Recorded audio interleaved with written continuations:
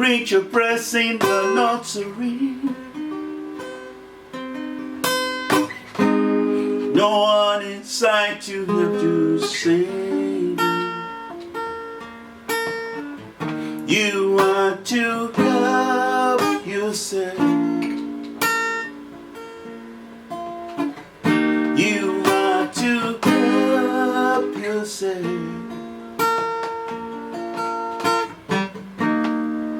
So many chickens going to promised land.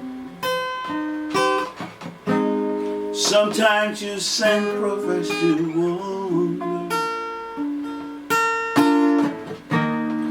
but these people cannot understand.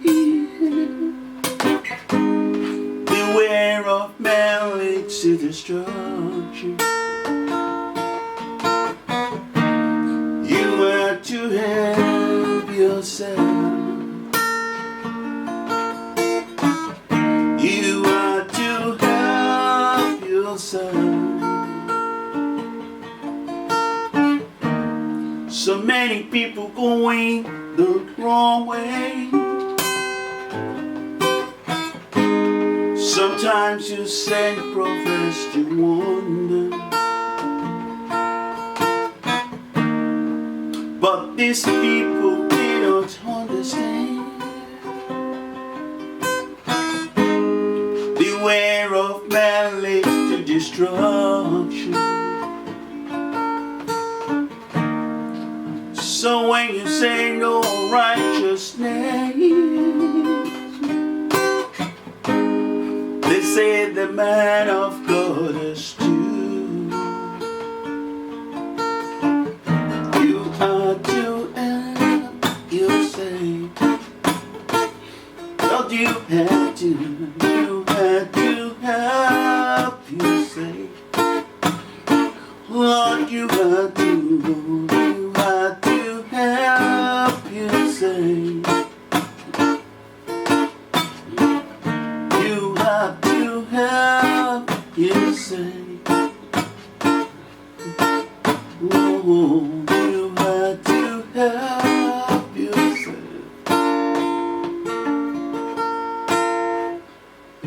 That song says you have to help yourself. I read quickly from Ezekiel, from Ezekiel chapter 22, verse 30. And I sought for a man among them that should make up the edge and stand in the gap before me for the land, that I should not destroy it, but I found none.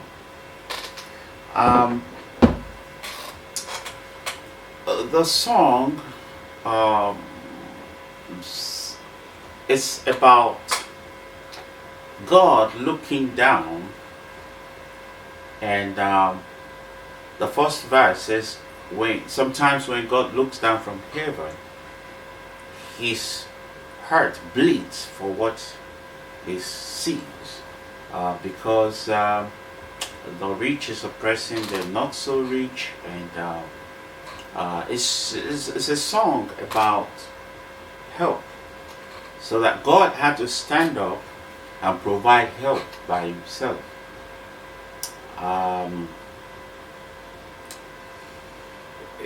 This song, the focus is on people helping each other. Even as God had to help himself. And I remember when I was in my first university, there were times when my food money will delay a little bit to come. And there was this particular day when I didn't have meal ticket. In those days we use meal ticket. You take your meal ticket to the cafeteria and they will give you food. So my first instinct was to go to some of my classmates that were a little bit richer.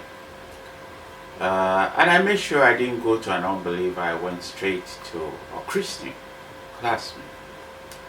So when I got there, he brought out his booklet, that we have like 90 tickets in one booklet. And he showed me, it was like the beginning of the month, he showed me that he has about 90 meal tickets there in that booklet. And he explained to me how, if he gives me one of those, then he could be in trouble before the month is over. So I thanked him, and I left. And on my way back to my room, I decided to stop by another Christian brother's room. I know that at that time he was struggling just like me. So I told him I don't have a ticket, a meal ticket for food that day. And he brought out his tickets. He had two. Somebody just gave him two tickets. And he said, we can share. You can have one, I have one, and then we'll see what God will do for the next meal. So that's how I was able to eat that day. I don't know if you have noticed that when poor people need help, sometimes it's poor people also that helps the poor. You would think it's the rich that would help the poor, but in most cases it's the poor that also helps the poor. One of the things that I want to share with you today concerning this song is that helping others can be very, very beneficial. And I will share another testimony to show you how that happens. I was in my room, same university. One day we had 3 people in one room, 3 students in each room. And suddenly there was a knock on the door. And when the door opened, the guy that was knocking asked for detergent to wash his clothes. He asked the first 2 students because they were closer to him. I was far back in the room, and they explained to him that they really don't have detergent. So as he was about to turn away, I told him that I had 2 boxes of detergent that my mother gave me for the month. So I said, you can have this one. So he thanked me and he left. About a few hours later, he came back. He knocked on the door, and when I opened the door, he said, thank you, I've used what I needed, and this is what is left. But knowing that I had 2 boxes, that I still had 1 box left, I told him, you can keep that, because I imagine what he went through before he was able to get that one. And I was trying to see if I can be of help in making sure that at least for some time it will not go through the same thing. At least it can keep that remaining box. My room was on the 2nd floor, and it was like right in the middle of the building. So he might have gone through all the rooms on the first floor before even coming to the second floor and before getting to my room. But here is what happened. Um, 2 years later, on the same campus, because it was a 4-year program. 2 years later, I walked into the students' area uh, where we relax, and there were a few shops there selling food. At that time, my situation was a little bit more difficult than it was 2 years earlier, financial situation. So I walked into the store, and because I couldn't really go to the cafeteria, I just decided to buy some snacks. And the shop owner happens to be the same guy that I gave detergent to 2 years prior. When I entered his shop, he looked at me and he said, "Do you remember me?" Of course, I didn't remember, because I don't usually go to that area. I usually go to where I can get real food instead of snacks. But I was so financially pressed on that day that I had to go there. So he said, "Do you remember me?" I was like, "No, not really." And he said, "2 years ago you gave me a box of detergent when I knocked on the door." That was when I remembered that, oh, it was him. But at this time, he had become a shop owner on the campus. He actually owned that snack store. And he told me, he said, "For as long as I have this shop, you can eat for free." And I was shocked at what God can do with the little that you give to others. In that song, it was about God having to help himself. But maybe by helping others, you too can help yourself. Thank you. A few years ago,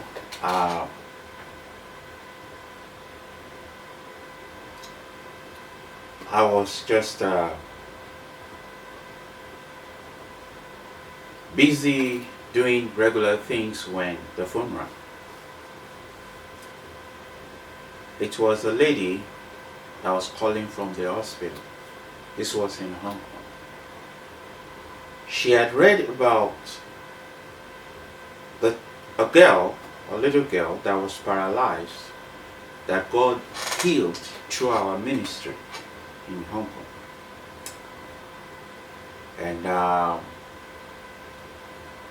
she had been in the hospital by this time for a few months. And she was told that she will never walk again. She was not a member of our church. She was actually attending a Catholic church.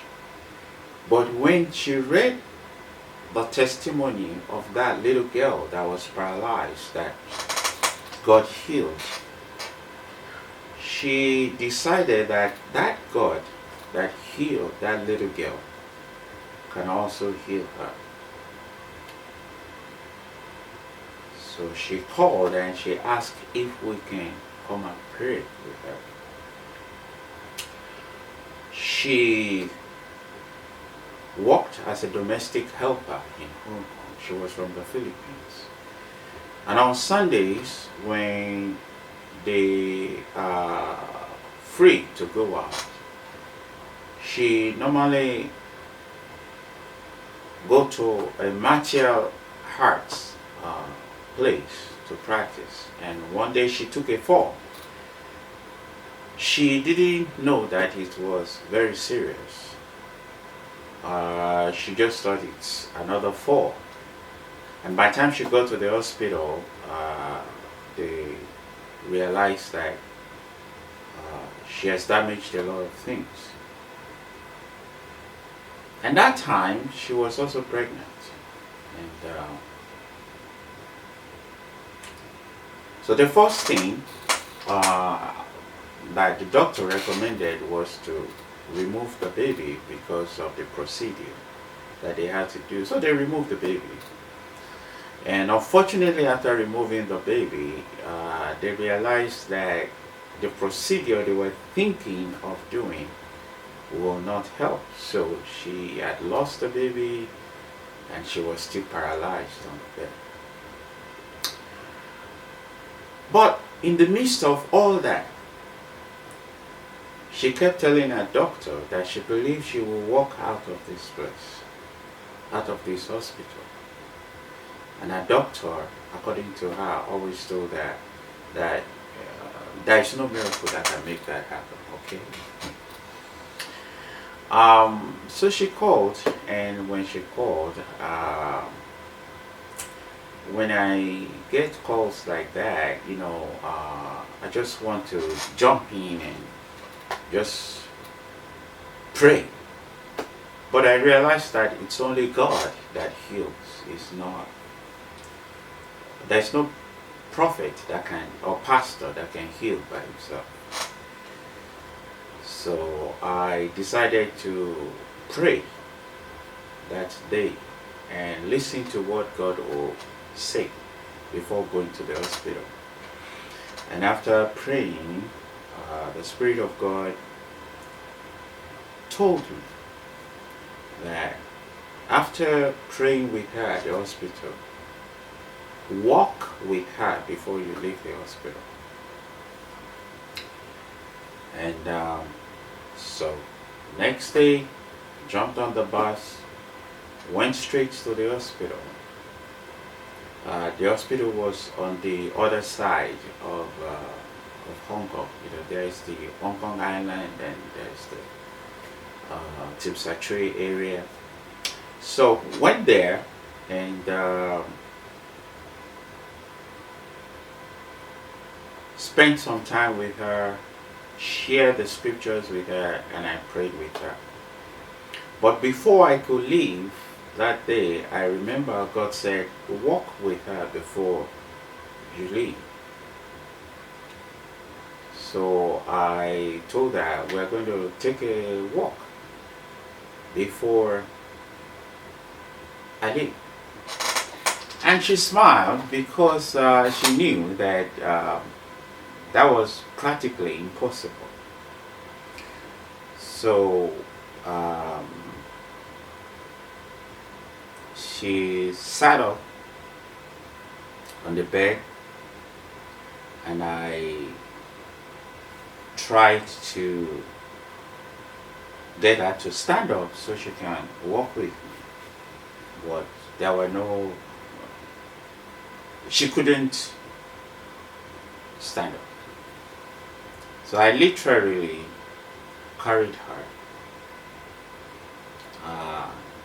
And we took a few steps inside the room. She didn't go outside. Well, she walked a little, she walked a little, and then we went back to the bed. Long story short, in the midst of what she was going through, she believed that she will walk out of that hospital. A few weeks later, I kept going there to visit with her. It was about 2 weeks later, one day, I decided to go and visit her again. So I jumped on the bus. Usually I'll phone her to let her know I'm on my way before I go to the hospital. But on that day, I didn't call. I was just in a rush and I just wanted to get on the bus and start going. So while inside the bus, I called her and I said, Sister, I'm on my way to the hospital. I'm coming to visit you today. And she said, sorry, I'm not there. And I was like, okay, so what happened? Did they discharge you? He said, no, no, no. I'm taking a walk with my husband. I'm taking a walk with my husband. What you say, what's your testimony when you are going through? That is what this song is about. Thank you.